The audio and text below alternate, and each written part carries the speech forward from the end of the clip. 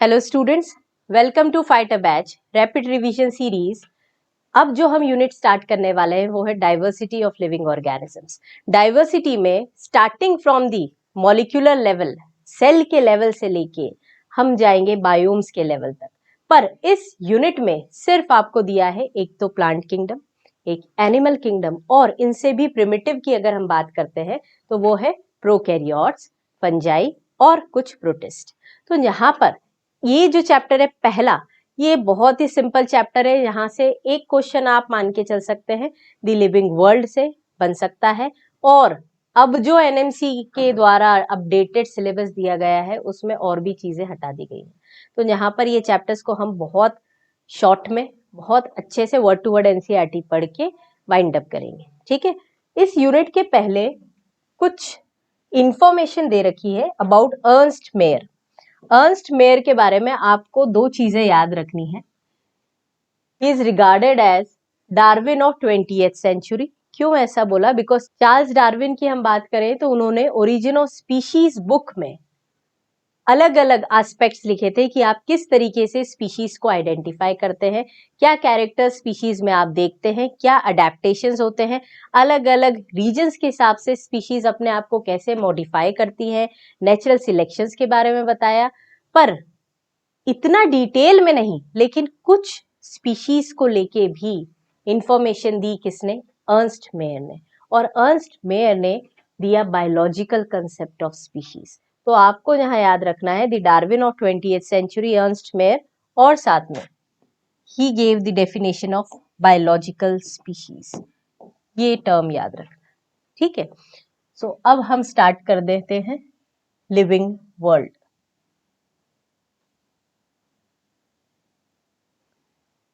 आसपास जितनी भी आपके डाइवर्सिटीज है वो डाइवर्सिटीज या तो हो सकता है कोई स्टेशनरी, कोई हैबिटेट आपको दिखाई दे रहा है, या फिर लिविंग ऑर्गेनिज्म का मूवमेंट आपको दिखाई दे रहा है। तो हर चीजों को आप देख के कहीं ना कहीं हो सकते हैं सरप्राइज हो सकते हैं, या फिर कोई ऐसी मूवमेंट हो गई जिससे आपको शॉक हुआ। तो ये सारे एग्जाम्पल्स इस पहले पैराग्राफ में दे रखे हैं, है ना। इसमें से कोई as such logical based question नहीं बनता, ये जस्ट एक एग्जाम्पल बेस्ड है। यहाँ पर बताया है the wide range of living types is amazing, the extraordinary habitats in which we find living organisms. Example दिया है, be it cold mountains, deciduous forest, oceans, fresh water lakes, deserts और even hot springs. मतलब ये इतना unfavourable condition है जिसमें temperature इतना raise हो गया, पर उसके बावजूद भी यहाँ पर लिविंग ऑर्गेनिजम्स मिलेंगे आपको। The beauty of a galloping horse, migrating birds, valley of flowers or the attacking shark evokes and a deep sense of wonder. मतलब हर चीज को जो आप आपके आसपास नोटिस कर रहे हो, आप उन चीजों को देखकर कहीं ना कहीं स्पीचलेस, मतलब बोलते हैं ना, निशब्द हो जाते हैं। Next, the ecological conflict. याद रखना ये point, ecological conflict and cooperation. देखो दोनों चीजें दे रखी है। कॉन्फ्लिक्ट मतलब कहीं ना कहीं कॉन्ट्राडिक्शन आ रहे हैं, कोऑपरेशन मतलब सपोर्ट हो रहा है among members of population and among population of a community, और इवन द मॉलिक्यूलर ट्रैफिक। देखो एक सेल के अंदर ट्रैफिक है, हाँ। एक सेल के अंदर अगर हम बात करें स्पेसिफिकली यूकैरियोटिक सेल की बात करते हैं, तो अलग अलग सेल ऑर्गेनिज्म है, रिएक्शन चल रहे हैं, मेटाबॉलिज्म चल रहा है, एनाबॉलिक रिएक्शन, कैटाबॉलिक रिएक्शंस। तो यहाँ पर आपको दिखता है एक मॉलिक्यूलर ट्रैफिक, ठीक है। Now this question has two implicit questions within it. The first is a technical one and seeks answer to what living is as opposed to the non-living. मतलब आपको ऐसी क्या चीजें हैं जो लिविंग और नॉन लिविंग को डिफरेंशिएट करती हैं.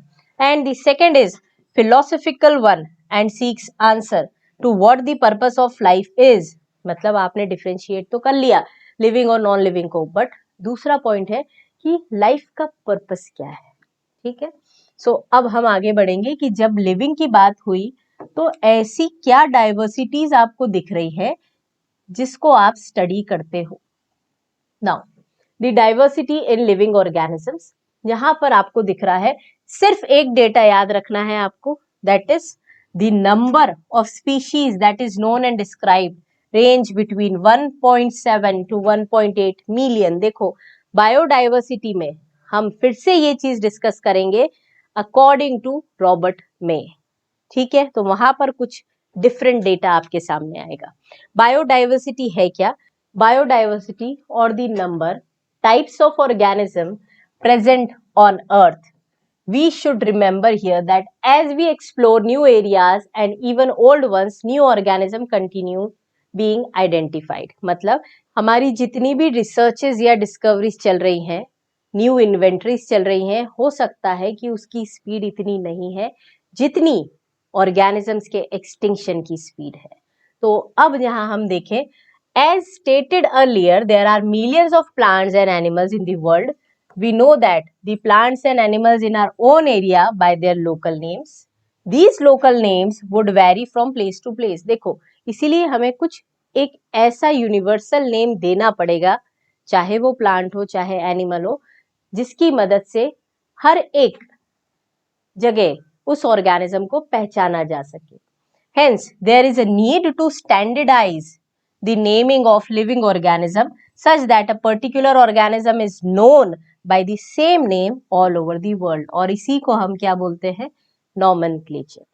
Obviously, nomenclature or naming is only possible when the organism is described correctly. सबसे पहली चीज तो ऑर्गेनिज्म के आपको कैरेक्टर स्टडी करना पड़ेंगे, आप आइडेंटिफाई करेंगे, आप उसे क्लासिफाई करेंगे और उसके बाद लास्ट स्टेप होती है नेमिंग या नॉमेनक्लेचर।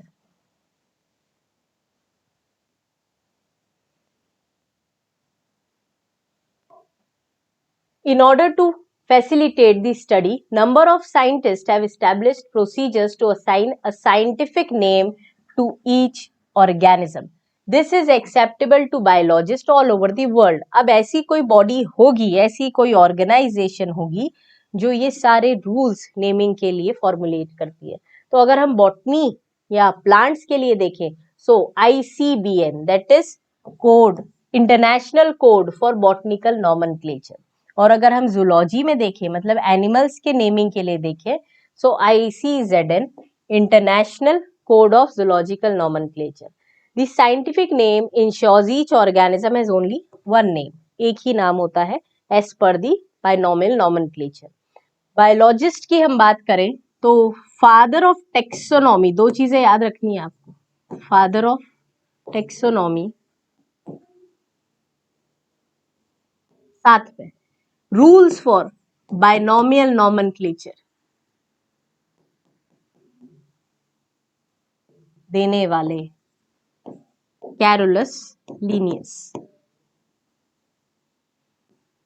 ठीक है, next, biologists follow universally accepted principles to provide names to known organism. Each name has two components, generic and the species epithet. और इसी सिस्टम को हमने क्या बोला? Binomial nomenclature. This system given by Carolus Linnaeus already हम discuss कर चुके हैं। All over the world ये सारे names, मतलब ये ऐसे रूल्स दिए गए हैं जिसकी मदद से चाहे प्लांट हो या एनिमल हो, इन्हें हम आइडेंटिफाई कर सकते हैं। Let us take the example of mango to understand the way of providing scientific names. अब मैंगो सबसे कॉमन है, जिसमें आपको दिख जाएगा मेंजीफेरा इंडिका। देखो अब यहाँ पर लिखने का तरीका देखना, Mangifera indica, first word genus है, सेकेंड वर्ड स्पीशीज है, फर्स्ट वर्ड का फर्स्ट लेटर कैपिटल है। जीनस और स्पीशीज में आप देख सकते हो, हम जब उसे प्रिंट करते हैं तो इसे लिखने का तरीका अलग है, जब हैंड रिटन होता है तो हम सेपरेटली अंडरलाइन करते हैं। ये सारे रूल्स दिए गए हैं इसमें। पहला है biological names are generally in Latin. Latin में एक चीज याद रखना, Latin is a dead language, मतलब इसमें कोई भी चेंज नहीं होता। Biological names are generally in Latin and written in the italics. They are Latinized or derived from the Latin irrespective of the origin. याद रखना ये point, irrespective of the origin. The first word in biological name represent, पहला word जो है biological name में वो represent करता है जीनस को, और जो सेकेंड वर्ड है वो बताता है आपको species epithet. Both the words in biological name when hand written are separately underline, और जब आप प्रिंट करते हो तो इसको आप इटैलिक्स में टाइप करते हैं. ठीक है, next.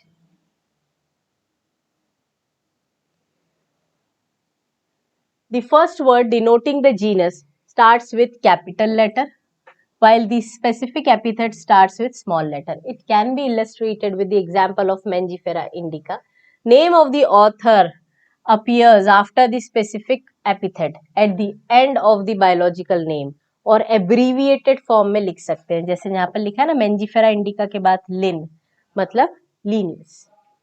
Since it is nearly impossible to study all the living organism, it is necessary to devise some means. देखो, सारे living organisms को एक साथ study करना possible नहीं है, इसीलिए हमने क्या किया, classify किया. So classification है क्या? Classification is a process by which anything is grouped into convenient categories. आपकी सुविधा के अनुसार आपने ग्रुप करा on the basis of easily observable characters. याद रखना, easily observable character. Example, we easily recognise groups such as plants और animals, और dogs, cats, insects. The moment we use any of these terms, we associate certain characters with the organism in that group. What image do you see when you think of a dog? Obviously, each one of us will see dogs and not cats. Now, if we were to think of Alsatians, we know that we are talking about. Similarly, suppose if we are to say about mammals, मतलब अगर आपके दिमाग में एक question आ जाए कि आप mammals की बात कर रहे हो, तो mammals का कैरेक्टरिस्टिक फीचर क्या है जिसके बारे में आप पढ़ते हैं. नेक्स्ट, यहाँ पर आपको स्पेसिफिक फीचर दिखाई दे रहा है, एक्सटर्नल ईयर्स, बॉडी हेयर्स. ठीक है, कुछ एक्सेप्शंस होते हैं इसमें. Likewise in plant, if we try to talk of wheat, the picture in each of our minds will be of wheat plants and not of rice or any other plant. Next, hence all these dogs, cats, mammals, wheat, rice, plants, ये सारे आपने convenient categories में group करे हैं, और उन्हें हम scientifically क्या बोलते हैं, टेक्सा. सिंगुलर क्या होगा, टेक्सॉन, और प्लूरल है taxa. Here you must recognize that taxa can indicate categories at very different level. Plant also form a taxa. Wheat is also a taxa. Similarly, animal, mammals, dogs, ये सभी क्या है, taxa. अब ये सारी जो स्टडी करी आपने, इसी कैरेक्टर्स को आप जब क्लासिफाई करोगे ऑर्गेनिज्म को इन सिमिलैरिटीज के बेसिस पे, तो ये सारी चीजों को आप एक बड़ी सी ब्रांच में स्टडी करते हो, that is known as taxonomy. अभी हमने बात करी थी father of taxonomy, Carolus Linnaeus. External and internal structures along with structure of cell, याद रखना ही, external and internal structure along with structure of cells, developmental process and ecological information of organisms are essential and form the basis of modern taxonomical studies. मतलब अगर पूछा जाए कि modern taxonomical studies का basis या आधार क्या है, तो आपको ये सारे पॉइंट याद रखना है. External internal structures along with structure of cell, developmental process and ecological information. आगे बढ़ जाए. Human beings were since long not only interested in knowing more about different kinds of organism. देखो, हमारा इंटरेस्ट ऑर्गेनिज्म को जानने में तो है, बट साथ में उनके रिलेशनशिप कैसे है, मतलब ऑर्गेनिज्म को कंपेयर करके दूसरे ऑर्गेनिजम्स के ग्रुप में. तो यहाँ एनसीईआरटी ने लिखा है बहुत प्रॉपरली, इसी ब्रांच को, this branch of study was referred to as systematics. The word systematics derived from Latin word systema, which means systematic arrangement of organism, और ये शब्द सिस्टमा नेचुरी में बताया गया है, जो किसकी बुक थी, कैरोलस लीनियस की. सिस्टमैटिक्स में आप लिख सकते हो, it takes into account evolutionary relationship among the organisms. Organisms के बीच में डिफरेंट रिलेशनशिप क्या है वो बताता है आपको सिस्टमैटिक्स। ठीक, नाउ टेक्सोनॉमी, टेक्सोनॉमिक कैटेगरीज। अगर टेक्सोनॉमिक कैटेगरीज की बात करें तो इसमें क्या है, classification is not a single step process but involves hierarchy of steps in which each step represents a rank or taxa. Rank या taxa बताते हैं। Since the category is a part of overall taxonomic arrangement, it is called taxonomic category. And all categories together constitute taxonomical hierarchy. Each category referred to as a unit of classification, in fact, represent rank and is commonly known as taxon, plural taxa. Taxonomic categories and hierarchy can be illustrated by an example. जैसे insects represent a group of organisms sharing common features, 3 pairs of jointed legs. ठीक है, मतलब आप Hexapoda की बात करो तो आपके दिमाग में एक पिक्चर आ जानी चाहिए किसकी, इंसेक्ट्स की। It means insects can be recognized concrete object which can be classified and thus given a rank or category. तो ये सारी चीजें आपको ध्यान में रखना। टेक्सोनॉमिक कैटेगरी क्या है, रैंक क्या है और किस बेसिस पे आप ऑर्गेनिजम्स को क्लासिफाई कर रहे हैं। नाउ सबसे पहला तो एक हायरार्की हम बना ले, स्पीशीज, जीनस,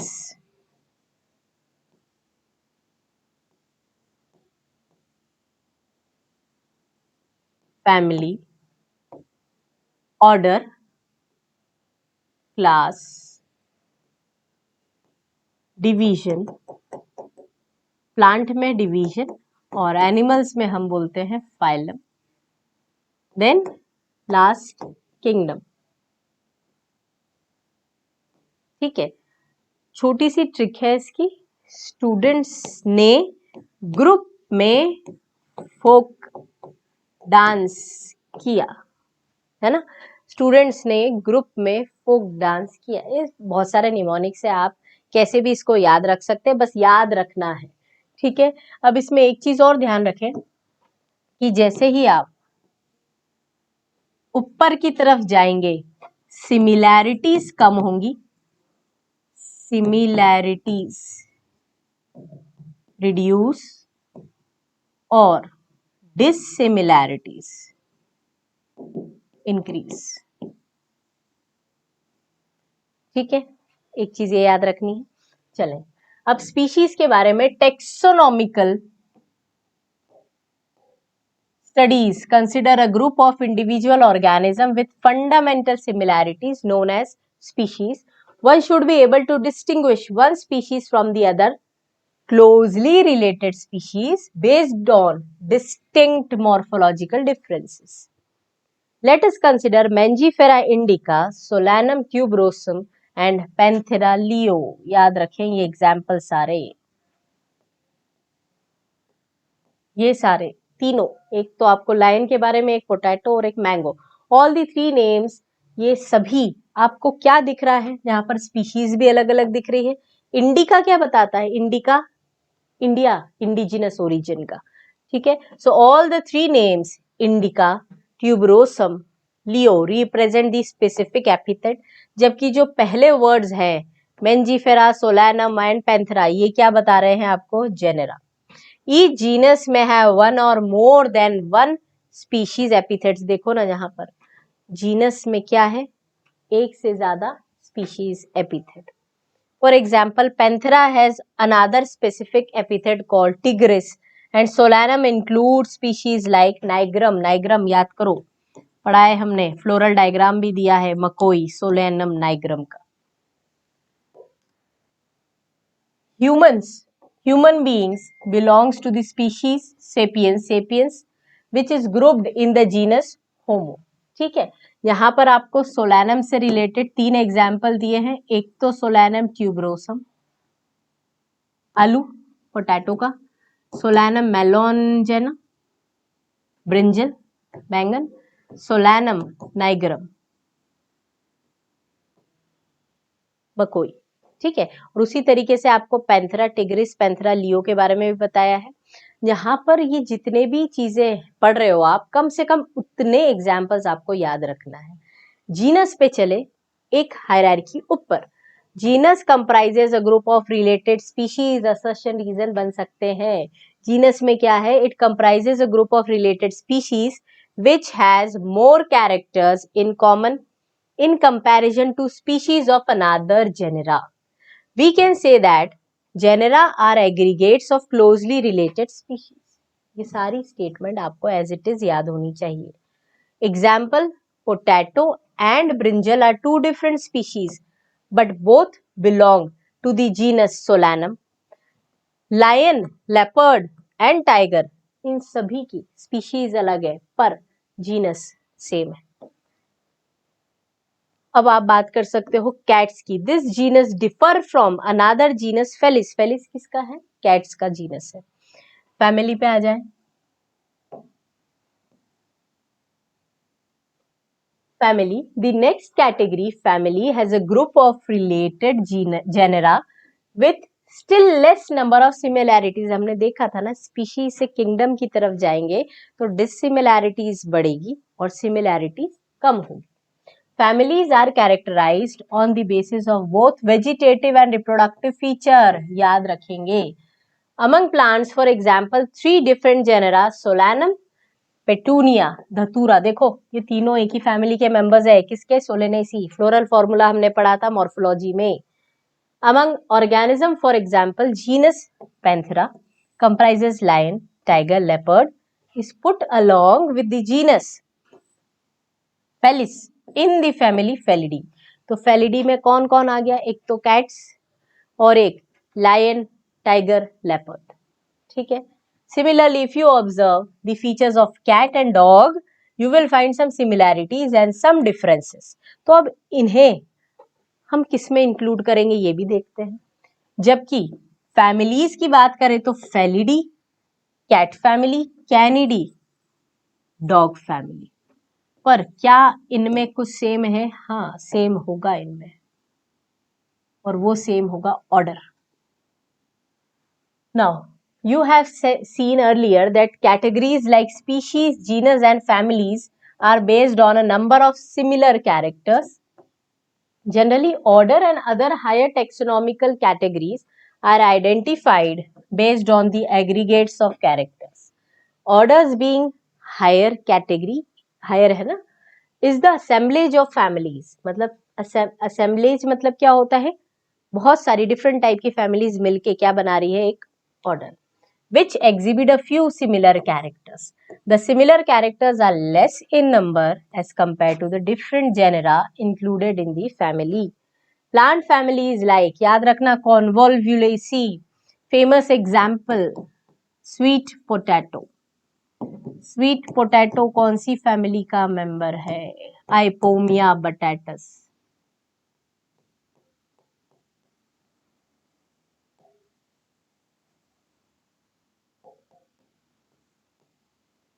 Convolvulaceae, ठीक है। तो स्वीट पोटैटो कॉन्वोल्वुलेसी का मेंबर है।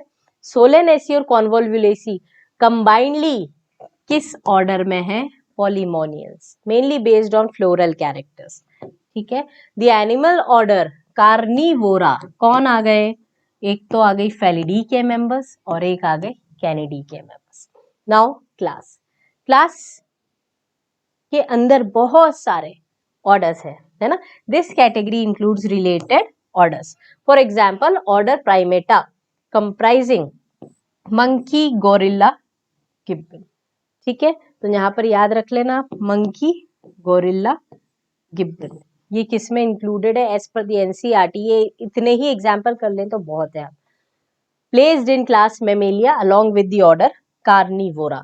तो यहाँ पर प्राइमेटा की बात करी है। प्राइमेटा कंप्राइजिंग, प्राइमेटा में ये सब है। Next comes phylum, classes comprising animals like fishes, amphibians, reptiles, birds with mammals constitute the next higher category called phylum. हम पढ़ते हैं ना 11, आपने जूलॉजी में 11 फाइलम्स पढ़ी होंगी और इन फाइलम्स के अंदर अगर अपन देखें, ये fishes, amphibians, reptiles, birds along with mammals, ये डिफरेंट क्लासेस थी जो एक फाइलम के अंदर, कॉर्डेट्स के अंदर इंक्लूडेड थी। ठीक है, all these based on the common features like presence of notochord, देखो कॉर्डेट्स के फीचर है ना, presence of notochord, dorsal hollow neural system included in the phylum Chordata, पर क्लासेस डिफर कर रही थी। In case of plants, classes with few similar characters are assigned to higher category called division. जैसे हम बात करते हैं ना एंजियोस्पर्म्स में, तो एंजियोस्पर्म क्या है, डिवीजन है। देखो ये जो फाइलम आपको एनिमल्स के बारे में देखा, अगर हम बात करें एंजियोस्पर्म, दो एंजियोस्पर्म्स प्लांट में डिवीजन है, और इसी की दो क्लासेस है। कौन सी क्लासेस है, मोनोकॉट्स है और डाइकॉट्स। ठीक है, और लास्ट में किंगडम।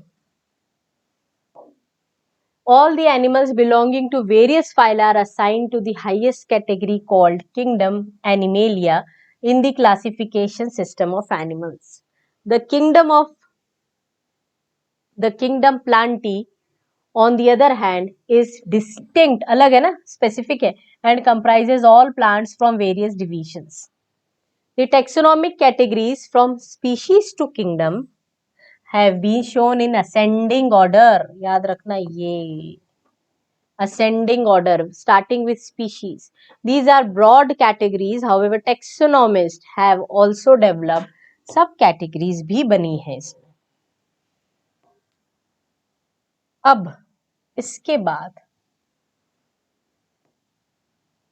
एक पॉइंट आपको बहुत इंपॉर्टेंटली मार्क करना है, lower the taxa, more are the characteristics that members within the taxa share, है ना, क्योंकि हम जैसे असेंडिंग ऑर्डर में बढ़ रहे हैं तो डिसिमिलैरिटीज बढ़ रही है।